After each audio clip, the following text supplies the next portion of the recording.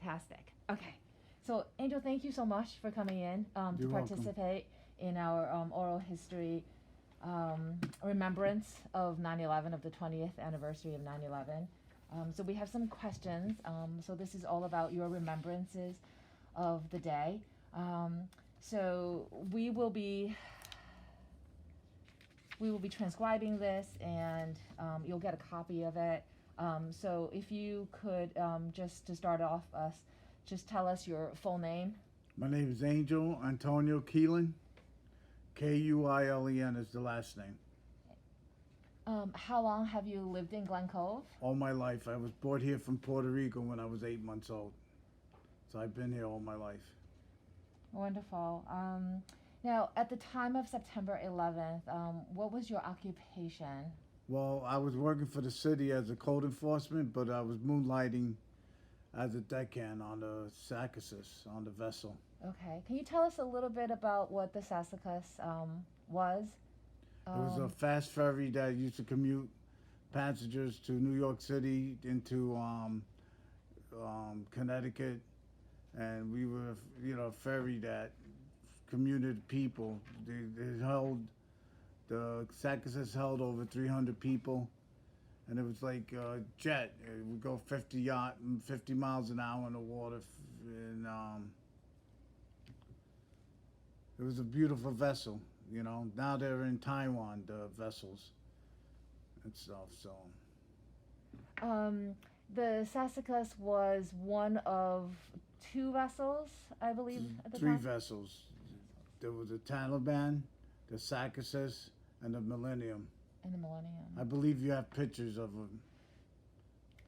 Um, From the guy that Yeah, you gave me pictures of the vessels. the Millennium, yes. Yeah. were all three ferries running on the day of No, the September? only one, the Millennium was a new ferry. They bought that after they were ready to close down. So there was only one run, but the Zacchaeus and the Taliban were the ones that were the last ones there. So tell us, what exactly were you doing, and where were you when you heard the news of the attacks? We were on Liberty Island, across from the World Trade Center. We were fueling up the boats, and then that's when we heard the first explosion, and we were like, wow, maybe a gas line or something went off. Then we seen the second plane going into the buildings. Me and my crewmates. You actually saw it? Yeah. And stuff, so. Wow. Yeah. What went through your mind? I can't hear you that well. What went through your mind when you saw that? Oh, excuse me, but we couldn't. It was like, wow, what's going on? We didn't think it was a terrorist act. We thought it was an accident. But two planes. We found out when we got on the vessels that it was two planes that went into the buildings. Then they were saying it was terrorists because we had cable on the boat. CNN was saying about that the planes were hijacked. Could you describe a little bit of what you saw, what you witnessed? Excuse me? Could you describe what you saw? Yeah, we saw a lot of flames and just paper and all kinds of stuff all over the place. And after that happened, the Coast Guard came on our vessels and commandeered our vessels so we could go and rescue people. While we were going from Liberty Island, when we were going into Manhattan to Pier 11, that's when the first building went down. And before that, we were looking at our binoculars and we could see people jumping out of the building and stuff like that. So it was really really bad. So from when you witnessed this and when the Coast Guard came on board, what did they do? What did they ask? They asked all the crew because you couldn't. on the fast ferry, you had to had, I think it was 10 people to run the cruise. So they asked us if we would volunteer to go in and to help start rescuing people. The Coast Guard asked the captain. Captain came down and talked to us, and we were like, sure. So we did what we had to do. Then we went to Pier 11, and people were ready to jump into the water when they seen our vessels, and we seen and then the second building came down, and my uniform was all white that day, and by the second building went down, I was full of that stuff all over me, and we didn't wear masks. It happened so fast, you know. It was just like crazy, and we docked on the Pier 11, and my job was to be at the gangway. That's where the people come up. And my job was to make sure that there was no more terrorists. It was me and a New Jersey police officer trooper, I believe it was. And we were making sure that there wasn't no terrorists coming back on our vessels. Because usually that's what terrorists do. They plant one thing and then they hit another, a secondary. So when you said you're making sure that no terrorists come, what were you looking for? Just anything that it was a beautiful hot day. Anything that looked, if you were a guy wearing a trench coat, you knew that something was wrong, you know. Because our vessels were big. They were 150 feet long and 50 feet wide, and they carried a lot of fuel in them. How many people did they put on the boat at a time? The boat usually holds 300 people, I believe. We were carrying more than that. We were packing them in there like sardines. And where did you take them from the pier down? Pier 11. To where? To where did you go? Pier 11, and we would come into Glen Cove and So go. you actually came into Glen Cove. You went Yeah. from Pier 11 to Glen Cove. Yep, people from all over the place, from Jersey, from all over the place. They just came. They were full of that snook, that stuff, and they were hugging us, thanking us. And the first crew, we put life vests because we didn't know what was going to happening. And we came back. We picked up. I think they said in the I just got a citation from Tom Swazi, and they said that we saved over 6,000 lives. We brought to Glen Cove, and Tom Hank made a documentary about the the ferries that helped New Jersey, and we rescued more people than in World War II than. In one day, we rescued over 50,000, something like that, people. I don't know how much exactly it was. So how many times did you actually go back and forth? We started out around 10 o'clock in the morning, and I got home we got back to port here around 1 o'clock in the morning, at night. It started out with a lot of people, and then it just started dying off, and then we realized that there wasn't no survivors, and they had doctors here ready. They had the doctors here ready to go out there, and then at 3:30, I believe, the mayor Tom Swazi received a letter that there were no survivors. But we kept on coming back and forth. Do you, on a normal trip, what would have been the time, and how was that On a different? normal trip, it would take us with no traffic. 'Cause believe it or not, you have traffic in the river. It would take us between 40 minutes to 30 minutes. It depends on the traffic. But that day, the Coast Guard told everybody to get out of the way because we were going. Those ferries were doing at least 40 knots. So we were doing 30 minutes back and forth. Wow. Those things were flying. I mean, we were going really fast. Can you describe a little bit about what the harbor was like down New at York Pier City? 11? Yeah, New York City, down by Pier 11. There was a lot of vessels all over the place, and there was a lot of people. I could taste it. I could taste that when I talk about it and the smell. it was just craziness. It was just a lot of chaos, you know. Were you afraid for your own safety at any point? At that time, you didn't think about it. Afterwards, you were like, "Wow, I can't believe I did this," you know. But then when they happened, you just, you know, I'm a fireman too, and you just did what you had to do, you know. It was my people call me a hero. I just did my job, you know. It's really unbelievable. I mean, I remember watching it on the television and being so visibly upset.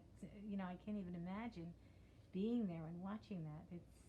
It was just crazy. It was a lot of chaos, a lot. You thought the world was gonna end that day, but you just did your job, and you know you did what you had to do, you know, to get through it. If you know, it was very hard, you know. Did you go to the World Trade Center after, or did you get off the After boat, or you just transported no, people? we just were at Pier 11, and that's where we picked up our people. Yeah.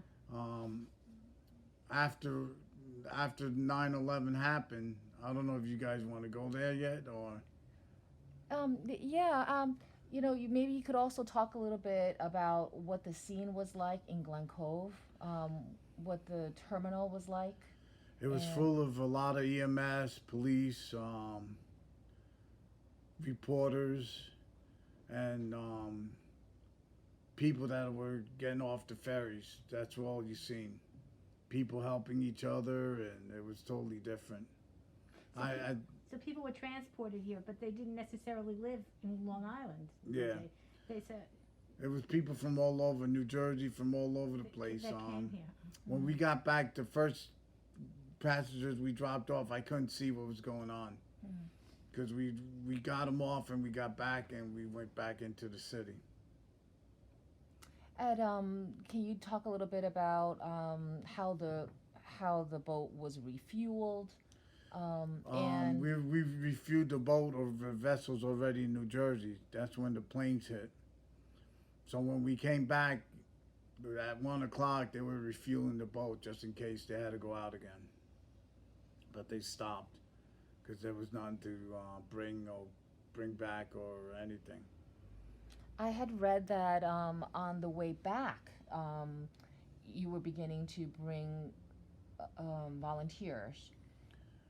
Do you remember? Do you recall what that was we like? brought volunteers back when we were going back, but that was in the early stage. You know, after 3:30, they stopped that because there were no survivors.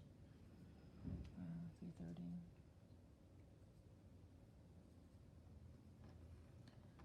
So, how do you feel like your life has changed as a result of September 11th? It makes me a better person, and seeing what other people could do to other people is a shame. And these people, they don't care about anybody. They'll kill themselves to injure other people, and they hate us. They hate this country, you know, and it's a shame. And they just hate Americans, you know. I'm not prejudiced towards them, but I dislike them, you know. Not all of them are, you know, terrorists, but it's hard. You don't know who's what, you know. So, but there's American terrorists, there's terrorists all over the place. But it made me a better person. And not only me, my whole crew, you know, we did a good job, you know, the captains and everybody else, you know. So you say it made you a better person. You were a good person. I mean, you were a firefighter. But so those are it made me commendable things. it made me see what life could be, you know. It Right. made me grateful. Made you grateful. Yeah. Have you had any psychological effects from I it? can't hear you. Have you had any psychological effects? Did you have nightmares, or Yeah, does it I weigh suffer for you? from post-traumatic stress You because do. of it. Yeah, I go to 9/11 clinics and therapists and doctors, psychiatrists. I was hospitalized because my sinuses got messed up, and thank God no cancer. I also was awarded the workman compensation.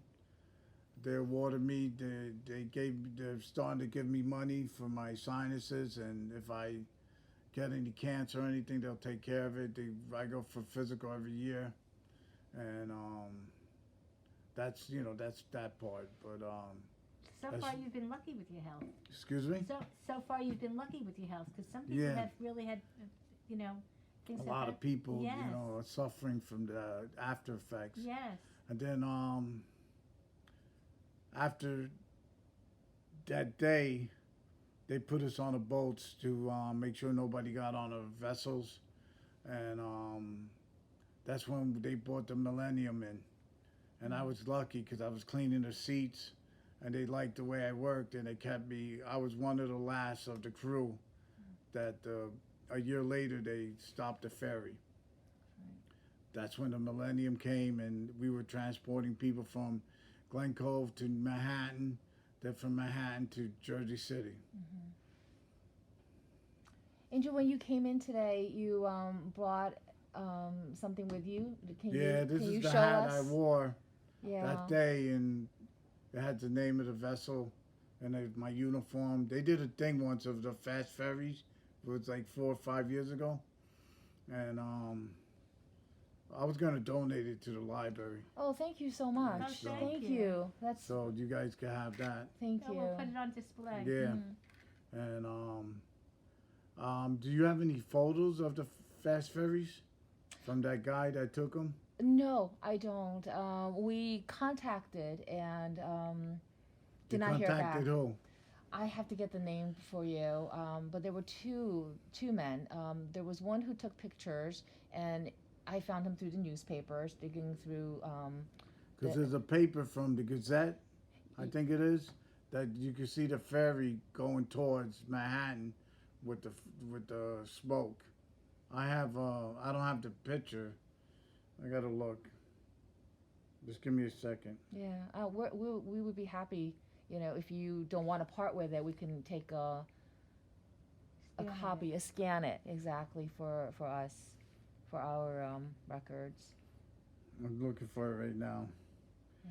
I have Angel, earlier. Right. Here it goes. That's Okay. the background. Oh yes. We do have this. We do have this picture. I saw it recently. I saw it last week. This is what boat is that? Excuse me. Which boat is this? I think it's a Sackuses because the smoke pipes are different colors than the Taliban. Oh, okay. Can I send this to Tattle us bomb? just to make sure? Yes. Can I send this to? I don't know how to do it. I'll If do you it. want to Can I do do it, yeah. So Angel, earlier you had mentioned that you were still in touch with some of the crewmates. With one of the guys, he was Howie. He taught me everything about boats because I got on there and I didn't know anything about boats, and I got an opportunity to work on these fast vessels, and it was like, wow. Yeah. I was down Morgan's Beach one day, and I was patrolling, and Tom Swazi was mayor, and he goes, "What are you looking at?" I go, "I'm looking at the fast ferry. I would love to work on one of those things." And 3 weeks later, I got a phone call, and I had to go to Connecticut for training. Oh, fantastic. Wow. That's great. So Tom Swazi got me the job on there. Yeah. Can you tell us a little bit about the Glen Cove Harbor Patrol's role? on The the Harbor day? Patrol, they weren't really involved until the end. Then they would come on the boats and they were like our security for the past when we started deploying people again and transporting people. They started coming to our vessels, and they were like our security, and stuff. And the Nassau County Police were also, they had radiation detectors and stuff like that. And they weren't really Harbor Patrol. For what I know, they weren't really out there. They could have went out there, but I know that they were doing security on our vessels. Okay. So they on the Sessicus, they were doing security and came in a little bit later. You're saying, but the Tattle Bomb was at the same time operating at the same time. Yeah, we would. Okay. We would. The Taliban and the Sackuses we were back and forth together. Okay. and at that time they were running like buses. Like one bus would leave Glen Cove, and unfortunately that day, both of us we were docked at Jersey City, at Liberty Island, and that's when the whole crap happened. Mm. So earlier we asked if you have been back to the Trade Center since the attacks. When we were when the Millennium was running, we would have time off, and we would go, and that's when nothing was built. None. It was just, and we went to the Miracle Church, and we seen that. We used to stay there, and eat our lunch and stuff, and but the smell, I could still taste the smell and the stuff when I talk about it. But I never went back there. I just not ready yet. You know. I can see it being very difficult. Yeah, when I'm ready, I'll go there. Yeah. I think it's like $30, $40, but if you were a rescue or a first responder, you don't have to pay and stuff. But I'm not ready to go there yet and stuff. You know. I haven't gone down to see the museum there either yet. I want to, but it's been, it's like hard to relive something like that. Yeah, but the people were helping each other. Rich people were helping other people. It was like there was black and white were helping each other with some that you, like I guess they in World War II this was our Pearl Harbor, you know. Did you have any friends or? Excuse me? Did you know anybody personally that was in the World Trade Center at the time that didn't make it? I know 2 firefighters from Roslyn, the Langone brothers that died and perished in that. I know who they are. I know that a couple of our passengers, their cars were still in a parking lot because they didn't come back. So.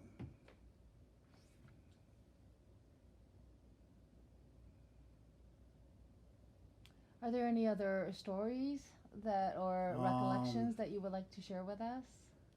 It was just a day that you'll never forget, and our crew did an excellent job.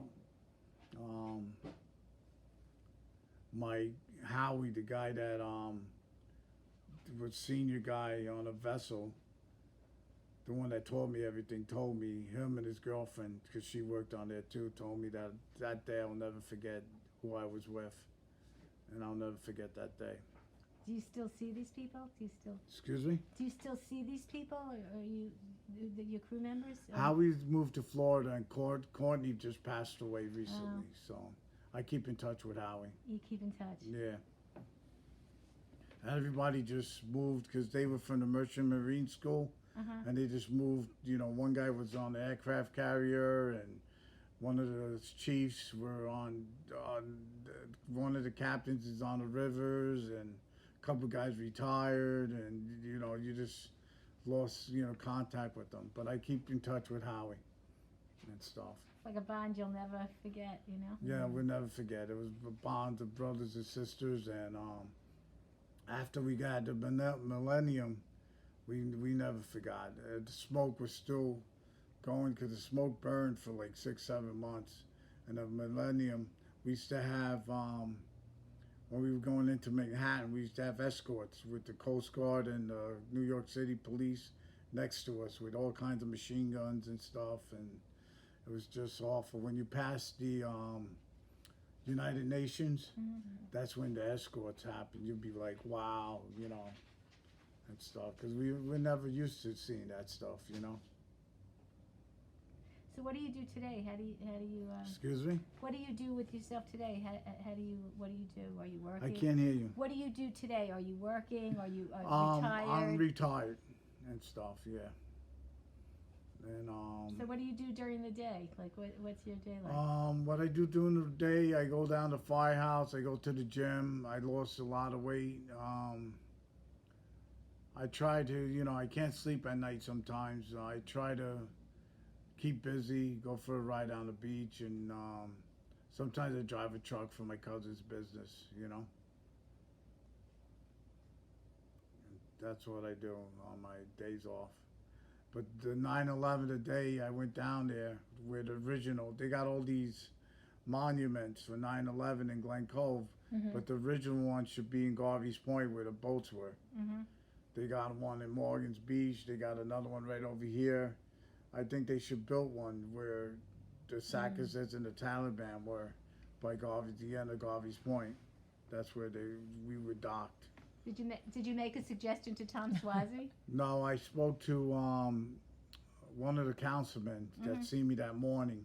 Mm-hmm. He's like, "What are you doing here?" I go, "I'm just, paying tribute to that day, my crew and the people." Mm-hmm. And I told him, I forgot his name. He's always on Facebook. And Gately? what? Is it Gately you thinking of? No, he's from Glen Cove. Oh, He's okay. gone Galiti. He's always around with a tie and a suit, and he's Oh, always the politician. what? The politician? Yeah, he's Gately. a councilor. Gately. Yeah, Gately, yes. and I told him, they should build a monument down there I think that's a great suggestion. Yeah. Yeah. and stuff instead of. I know I'm part of history. Like I wasn't gonna do this, but my roommate was like, "You should do it. It's you're part of history. From the ferries." And I know that there was all these ferries in the 1800s and stuff that were in Morgan's Island. So I'm part of history. So I know that. And you told a great. I mean, it's sad, but you told a great story.